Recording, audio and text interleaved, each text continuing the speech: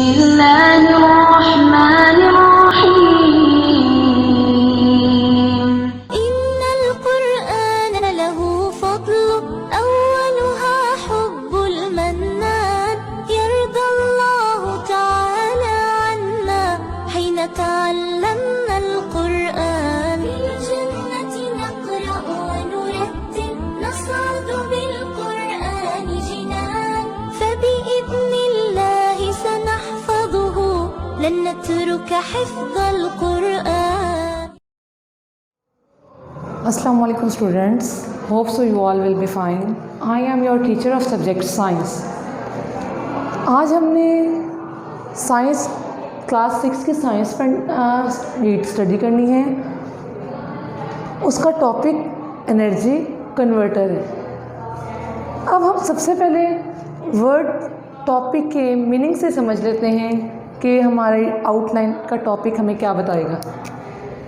सबसे पहला वर्ड है एनर्जी और उसके बाद वर्ड है कन्वर्टर।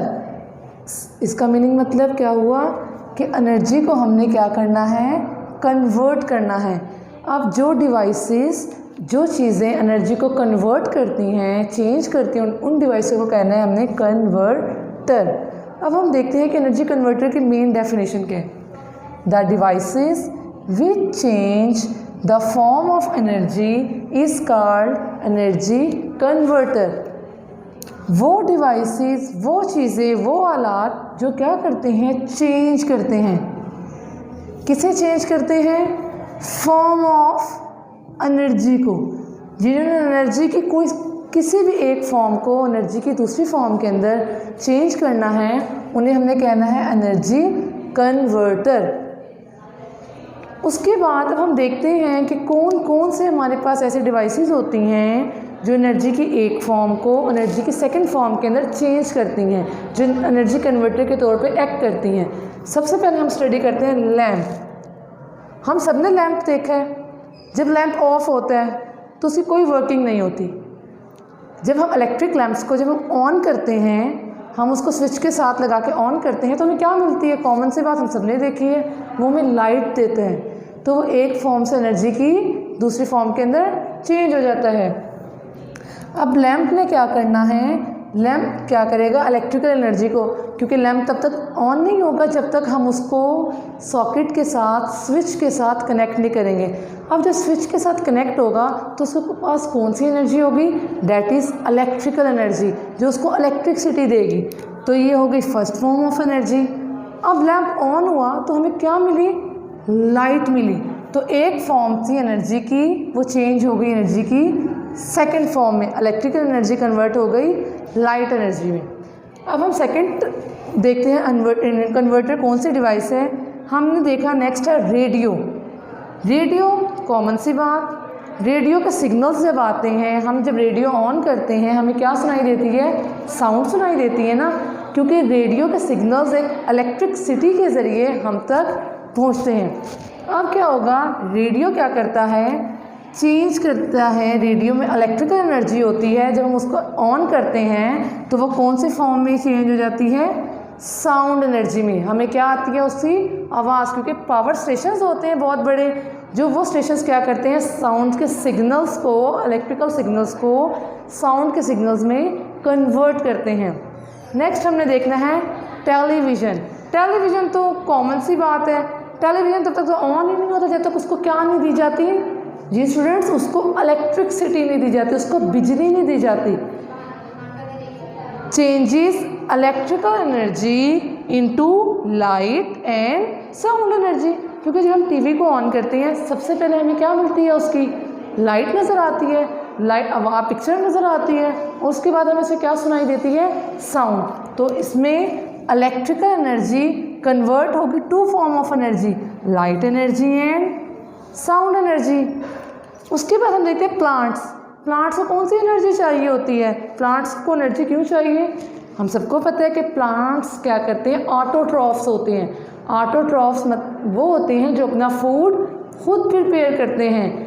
ठीक है, प्लांट्स क्या करेंगे? सन की एनर्जी लेंगे, डैट इज़ सोलर एनर्जी, उसको कन्वर्ट कर देंगे पोटेंशियल एनर्जी में। पोटेंशियल एनर्जी की कौन सी फॉर्म, क्योंकि पोटेंशियल एनर्जी में एक इसकी टाइप है पोटेंशियल एनर्जी की, डेट इज़ केमिकल एनर्जी। हमने पढ़ा था ना केमिकल, जितनी भी फूड हम खाते हैं हमारी बॉडी के अंदर कौन सी एनर्जी स्टोर होती है, केमिकल एनर्जी। तो प्लांट्स क्या करते हैं, सोलर एनर्जी को लेते हैं, उससे क्या प्रिपेयर करते हैं, फूड प्रिपेयर करते हैं।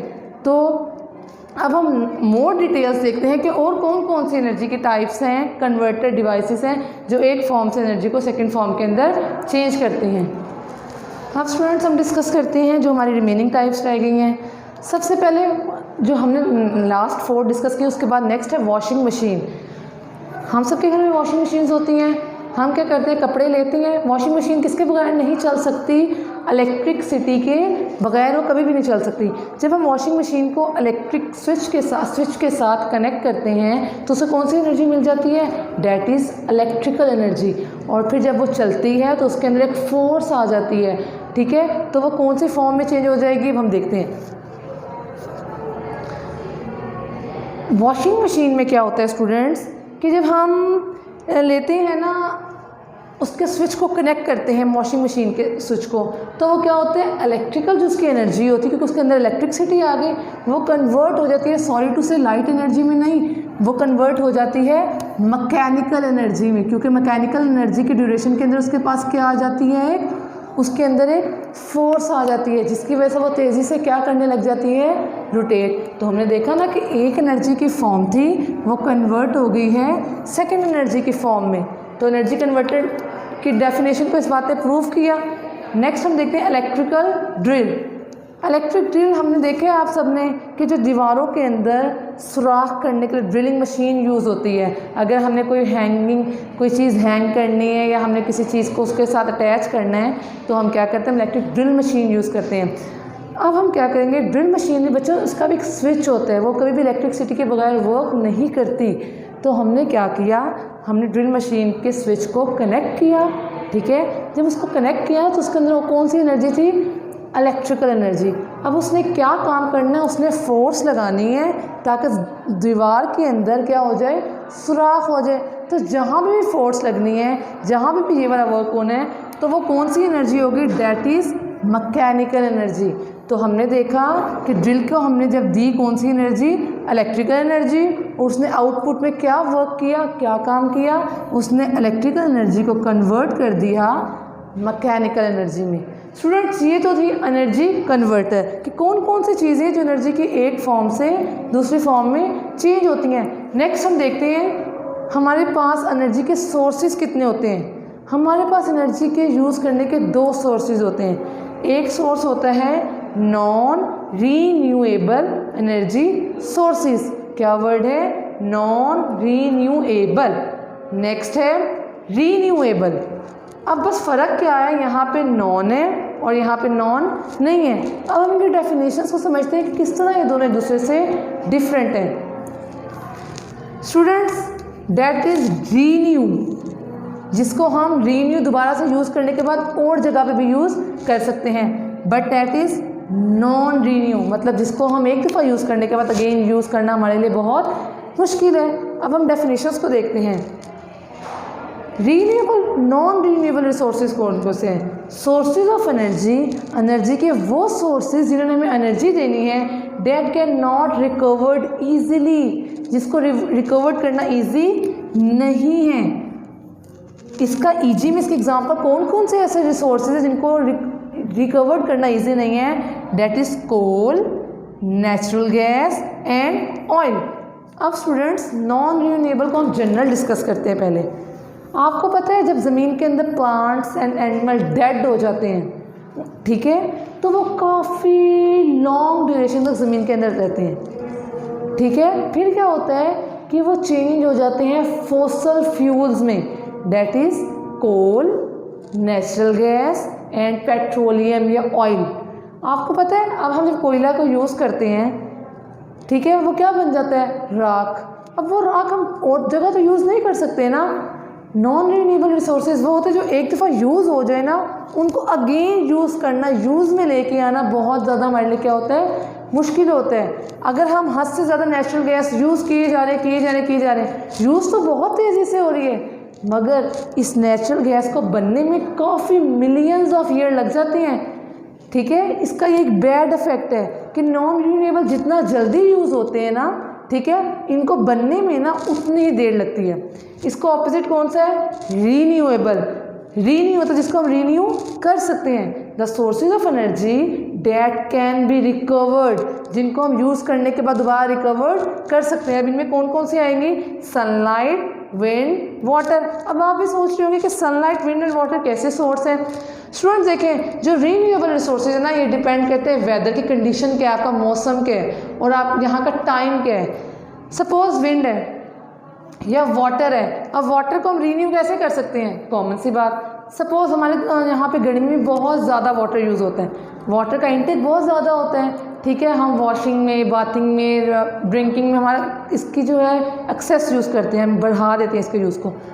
बट समर्स में, बट विंटर ऑपोजिट है, विंटर में हम इसको यूज़ करना कम कर देते हैं। तो यही पानी जो नॉर्दर्न हिली एरियाज़ में होता है वो क्या बन जाता है? बर्फ़ बन जाता है। और फिर क्या होता है कि जब अगेन गर्मियाँ आती हैं तो वही बर्फ़ मेल्ट होकर क्या बन जाती है?